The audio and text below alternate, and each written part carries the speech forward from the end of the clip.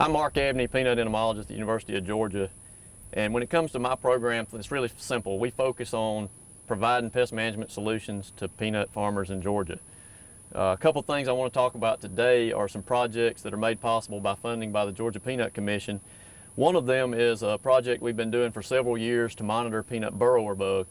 And we do that in collaboration with county agents across the state. We give them a light trap, and then they're responsible for putting that trap out and checking it. They collect the samples, they bring them back to us, and we do the sorting, the identifications, and then we tabulate the data.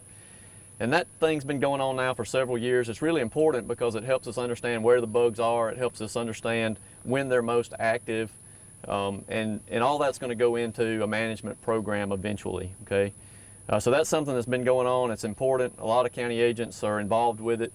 Another project that we've just started in earnest this year is focusing on rootworms.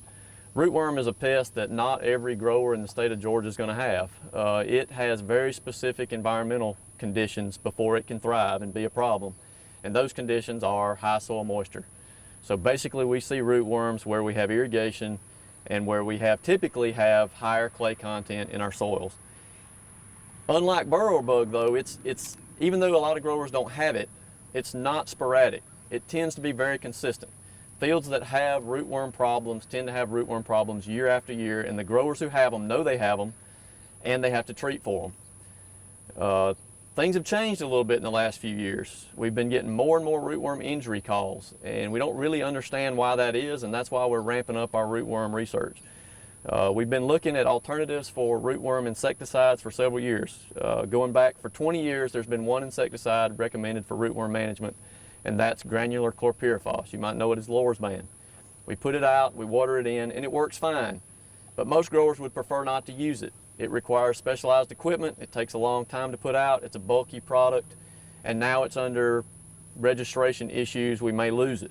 So we've been looking at putting insecticides through irrigation systems, liquid insecticide through irrigation. It's convenient, it's cheaper, and through our work at Plains, we've got some really promising results, and hopefully within the next couple of years we'll have an official recommendation for something growers can do besides using granular chlorpyrifos, and I think that's going to be very beneficial for growers who have to deal with rootworm year in and year out.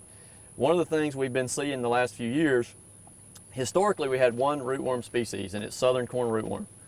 For the last few years, we've been seeing more and more of what we call the banded cucumber beetle. It is a rootworm. The larvae, you can't tell them apart. If you look at the worm in the soil, they look the same. As far as we know, they do the same thing. But what we know is different is there's more banded cucumber beetles now than there used to be. There used to not be any banded cucumber beetle in Georgia. Spotted cucumber beetle is native here. Banded cucumber beetle is not. But when you go in a peanut field in Georgia now, it's more common for you to see banded cucumber beetle than spotted. And so some of the questions we're asking is, what is the proportion of the population?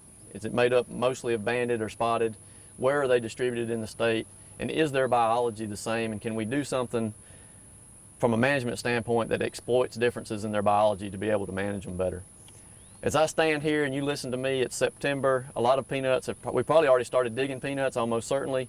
A lot of folks are getting ready to start digging peanuts. It's very easy to overlook insect issues that are going on in the field in September. You're busy doing other things and you're not walking your field.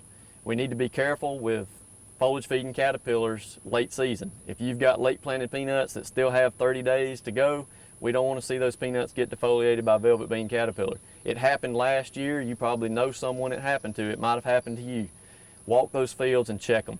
The other thing that we need to watch out for, if it remains hot and dry, is two-spotted spider mite. Okay, if you have a field that has been dry and drought stressed for most of the summer and the yield potential is low, and you find two-spotted spider mite, you might want to let them go. It may not be worth putting that miticide application out there. But if you've got yield potential and you've got 30 or 40 or more days to go on that peanut crop, we need to get a miticide on there and kill those mites before they damage the peanuts and reduce yield potential. We don't want these peanuts losing all their foliage and turning black when they've got 25 or more days to mature the crop. Those are really the two most important things that we're going to have to deal with in September.